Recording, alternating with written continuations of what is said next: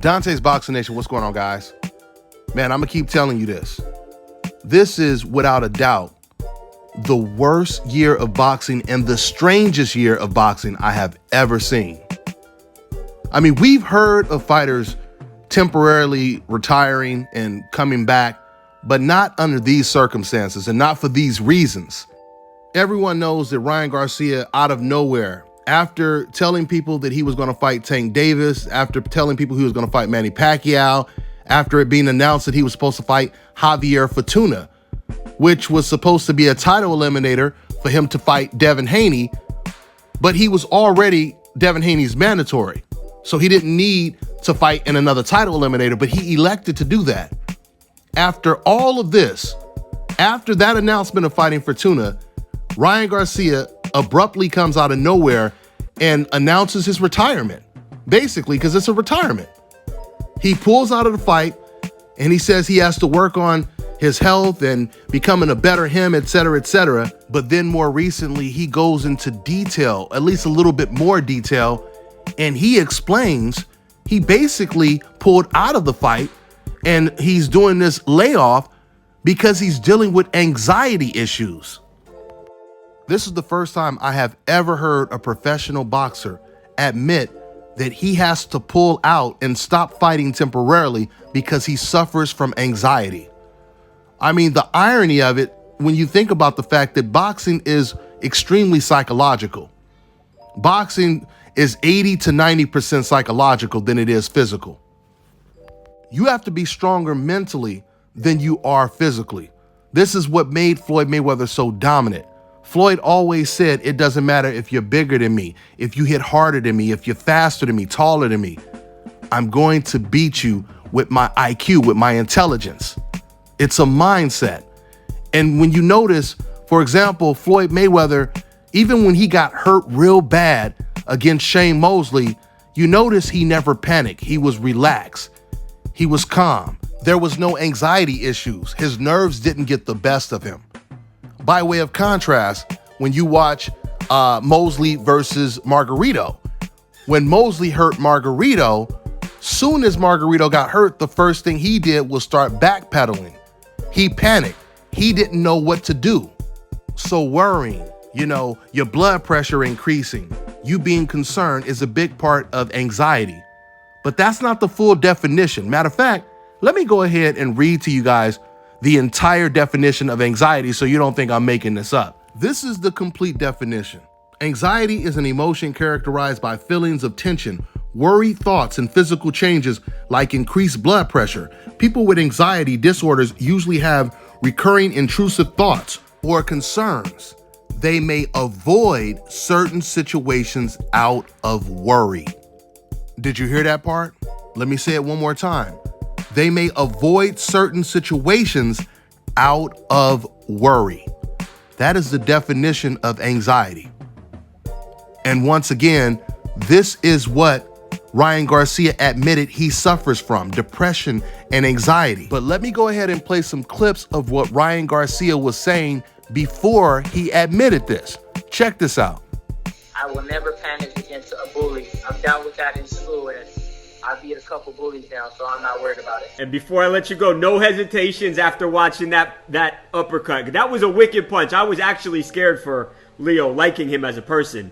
No hesitations after seeing that.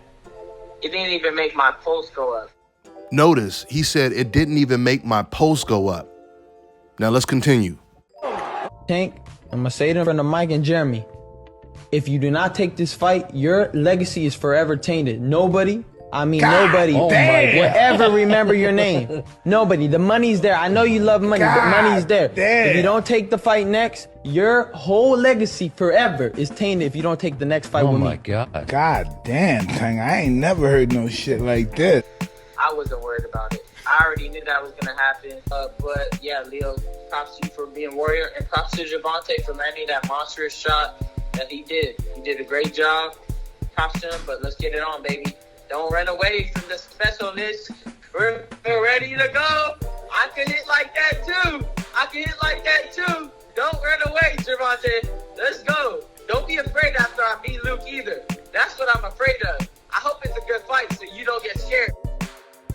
Now notice, guys, Ryan said in front of Mike Tyson, if Tank doesn't take the next fight, he didn't say if you don't take this fight, which would have gave him a little bit of an outing to say, oh, well, I meant, if we fight down the line. No, he said, if Tank doesn't take the next fight with me. When you listen to the way Ryan Garcia was talking, he was talking as if he felt that Tank Davis may have had anxiety issues, that he was worried about possibly getting in the ring with Ryan Garcia. You also heard the clip of when he said, don't get scared when you see what I do to Luke Campbell. He says all of this just to come out and announce an abrupt retirement due to anxiety issues. Man, you can't make this stuff up. Guys, they have done polls on the internet, and I'm talking about with like about 100,000 votes, asking what fight do you boxing fans want to see the most? I'm talking about out of all of the biggest fights that could be made. And do you know Ryan Garcia versus Gervonta Tank Davis surprisingly came in at number 1 with the highest votes? I mean, nobody even cared about a Ryan Garcia versus Manny Pacquiao fight. So my point is, why would Ryan Garcia, at age 22, 23, in his prime, why would he just all of a sudden want to just take time off before he really, really starts to build on his legacy? Ryan himself said that Tank Davis, that's his Hagler, his Hearns type of opponent. So he acknowledges that it's a huge fight and it's the most significant win that he could get right now. And instead, he decides to just take a layoff when he could have fought Tank Davis next.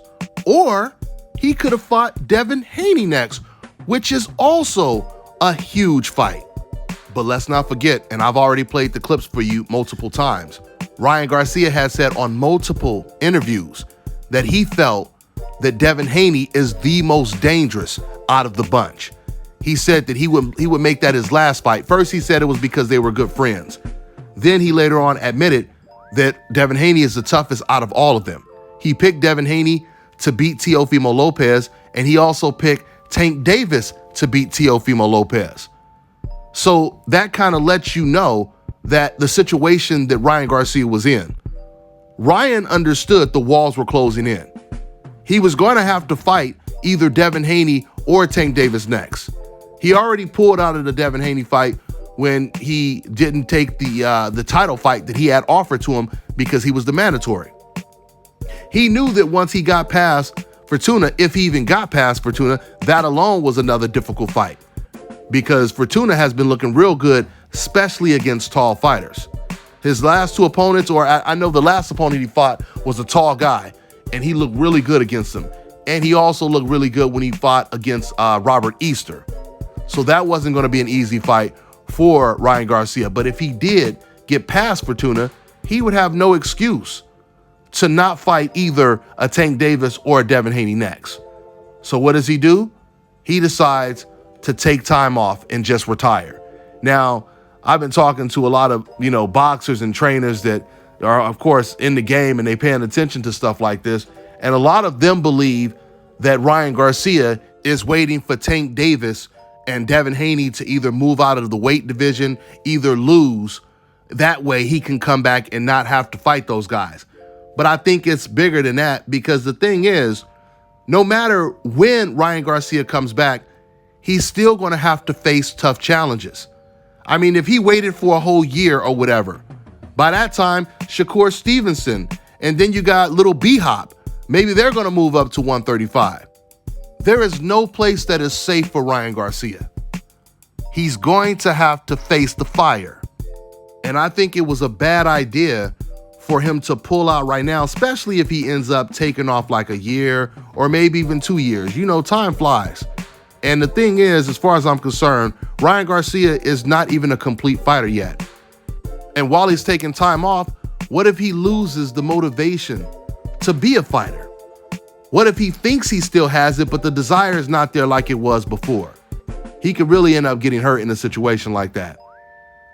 You don't want to take time off when, once again, you haven't even worked out some of the flaws that you have now.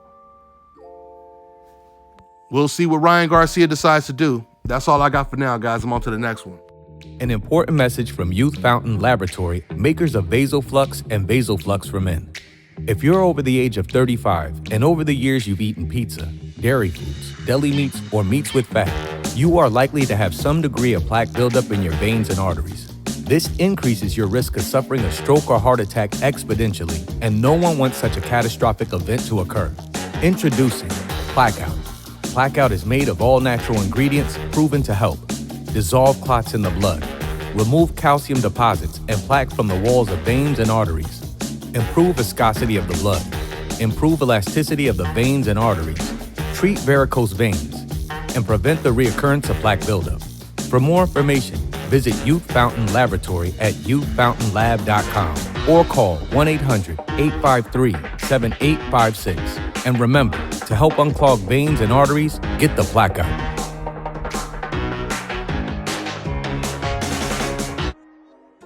Fellas, I've got some great news for you. If you've lost your hair or have a receding hairline, the time has come when you can finally get your hairline back through a process called scalp micropigmentation. So here's how it works. It's a hair tattoo that replicates the look of your hair follicles when you have fully shaved it down. So to get this hookup, make sure you follow and contact my man Scalp Carolinas on Instagram. Now check this out, guys. If you're looking to repair eczema scars, burns and bruises, dark spots and blemishes, then this right here is the perfect product for you guys. It's called Elo Deki Face and Body Oil. Athletes and top-ranking boxers, they're also using it after training to reduce swelling, inflammation, and to ease the pain. So get yours today. Go to elodeki.com, like them on Facebook, and follow them on Instagram.